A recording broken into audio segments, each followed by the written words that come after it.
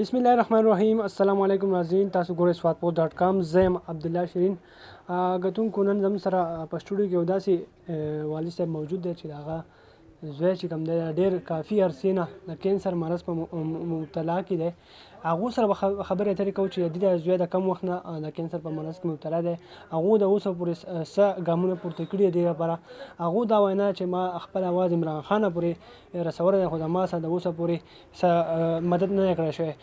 نن چې کوم دی جلسه ده، مریم نواز راځي، هغو مریم نواز ته څه پیغام ورکوي او هله چې میا محمد نواز شریف ته څه ویل غواړي، نور کوم مخیر حضرات دي هغو ته څه ویل غواړي. السلام علیکم جی. وعلیکم السلام جی. تاسو خپل پیژنګلو وکړئ، د کوم ځای جی؟ زه جی د برې باندې غورجو اوسېدونکی یم.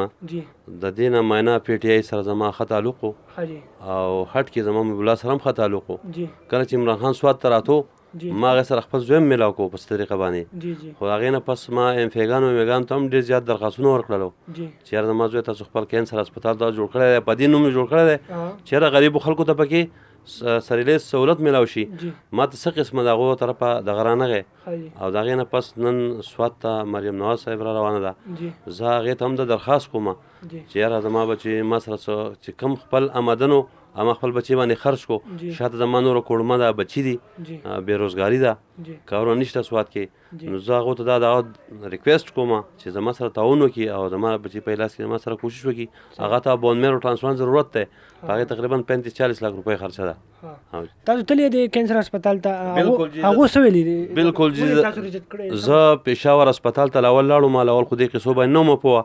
هلته لاړم، هغو ما ته ویل چې یاره دا کیس پاسبل زموږ سره نه دی، مطلب دا موږ نشو کولی. ما ولې نشئ کولی؟ یاره موږ نشو کولی.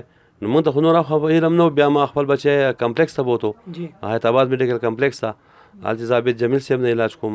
دې کې داسې انجکشن راشي چې یاره هغه لکه روپو قیمت باندې 2 لاک روپۍ انجکشن، 1 لاک روپۍ انجکشن یې که نه. څه ما ته هغو راکړي دي، څه ما سره خلکو دغه کړی دی. زه پخپله لګیم او دا خپل کوشش کوم. زما نه ماشوم دی، 12 سال عمر دی. کوشش کوم چې یاره د الله پاک د دې په تعاون باندې او زموږ په تعاون باندې الله ژوند ورکړي. دې به زما سره ډېر زیات شکریا تعاوني. صحیح شو، ډېره مهرباني. کتونکو تاسو عادي والد محترم معاذ والد محترم خبرې واورېدې. هغو چې کوم دی خاص کر عمران خان ته بیا دوباره او مریم نواز صاحبې ته چې کوم دی هغو اپیل کوي چې زما سره په دې ماشوم په ژوند کې چې کوم دی هغه نه 12 سال چونکې ماشوم دی او د لوبو د هغو وخت دی، خو هغه په کټ کې پروت دی، ډېر زیات مشکلات دي ورته او دې چې کوم دی خپله آمدني چې کوم دی ټول هغو په علاج کې کوم دی هغه صرف کړه. هغې سره سره دې نور ماشومان هم دي، هغو چې کوم دی لږ مشکلات دي.